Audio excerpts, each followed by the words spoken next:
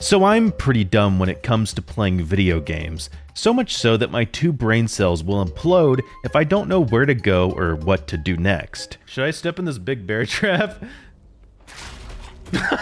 But even I notice when game devs beg my dopamine-deprived brain by doing everything in their power to grab my attention. Okay, so we're going to the counselor's office. Where the fuck is that at? I'm assuming it's by this giant beam of light. So let's uncover the actual reason why games might be treating their players like they're babies at every turn, because it might be more necessary than you think. If I put a random person in front of a modern day video game, the chances of them at least knowing where to go are fairly high, unless they're a games journalist. Oh jeez, not again. Oh, maybe if I, let me go over here real quick. Okay, okay, I'm definitely not doing this to fill time so the video can get to 8 minutes for mid-rolls. But if I were to stick them in the water temple level from Legend of Zelda Ocarina of Time, they'd end up spending hours trying to figure out what key goes to what door. Luckily, anyone born in the 1990s like me remembers that there was one thing that constantly saved us, and that wasn't the game, it was GameStop. Do you mean the hot goth girl behind the counter that would purposely ignore you? Well, yes, but what I really meant were the $20 game guides you could buy back then. The only problem with this though is, 1, you have to read, and 2, you have to completely interrupt your playthrough to skim to the right page and pray to find a clear solution. This evolved over time though, with finding help on game forums and 140p walkthrough videos on YouTube. Personally, I still remember going on GameFAQs to figure out how to solve the Reggie Trio puzzle in Pokemon Emerald. This being like 15 years ago, so in-game hints were usually absent or pretty obscure at best. But this is where modern video games come in, because instead of needing a guide or looking up answers, game developers got pretty good at learning one thing: mind control. What if I told you that those sneaky little bastards were actually controlling your brain from the very start? Forget the yellow paint discourse, because I'm about to ruin how you see video games forever. But to do that, we need to look at the human brain. Our brain has been trained since we were apes to look for specific colors and contrast, and those signal our primitive minds to subconsciously think certain things over time.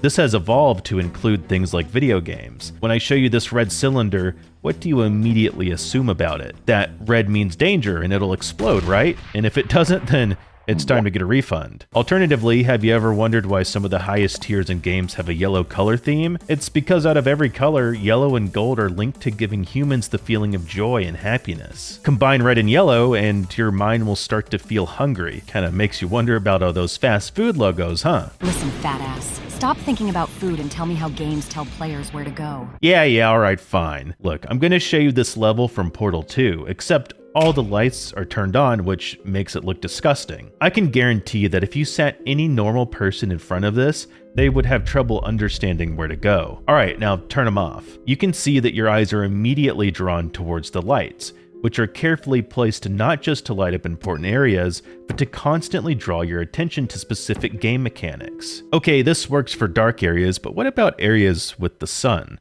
This gets a bit trickier, especially with modern games who have constantly evolved to have more realistic graphics. One of the most recent and completely overblown examples being the infamous yellow painted climbable rocks in Final Fantasy VII Rebirth. As you can tell, they stand out pretty easily to anyone who has a room temperature IQ, and things like this are usually just done with a simple material swap or decal, which in the grand scheme of things is a pretty cheap solution to guiding the player. I'm telling you this right now, I'm sorry. You guys that don't like this, gamers are fucking stupid, okay? If this wasn't painted yellow, nobody would fucking know. Could they have done like a brick? Yeah, sure. But who fucking cares? This isn't always enough though, so there are other ways that don't exactly involve the environment. Like when side characters completely destroy any hope of immersion you had by telling you things like, "This might be a good spot to find some ingredients," or even, being cursed with dopamine addiction myself, I'm personally a fan of breadcrumbing the player around with shiny objects, something that a game like Final Fantasy VII Rebirth actually does pretty well.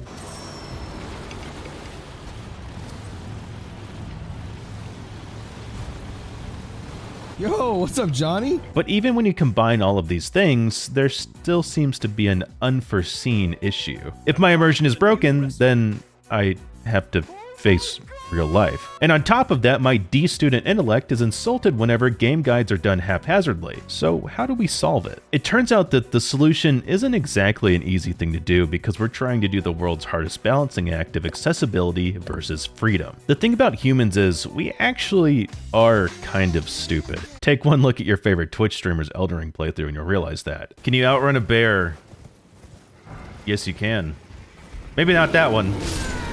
My horse! To gauge how stupid players are, though, I want you to imagine the most tired, underpaid, and underappreciated employee possible. This is called the Quality Assurance Tester. Game companies will do things like hire QA teams to test and play through their game and report any bugs or frustrations they may have. After that, it's up to the game devs to prioritize which issues to solve before release. One of my favorite examples of this is Valve's struggle during Portal 2's development, doing their best to get the QA team to pay attention to the cool neurotoxin implosion scene. Nothing was working until they added a sign that said this, which somehow actually solved the problem. This just proves that if QA doesn't know where to go, the devs will make it more obvious by any means possible, or at least they used to. In the last 10 years, gaming has exploded in popularity, bringing on a whole lot of new players. This means that there's actually a high chance that some of these players might have some sort of physical disability, like color blindness. How the hell is anyone supposed to tell where they're going when all the glowing green doors are more of a soft brown? In fact, if you're a man watching this right now, there is a 1 in 12 chance you are colorblind to some degree. And if you're a woman, congratulations on being the first to actually watch one of our videos. I couldn't agree more. And if you take all of these points and throw them together, it turns out that there's a lot of complex things to consider when guiding players. Accessibility versus freedom will always be that balancing act that we talked about, but I do think that there are some games that do a great job at taking it head on. Consider something like Elden Ring, whose hand-holding,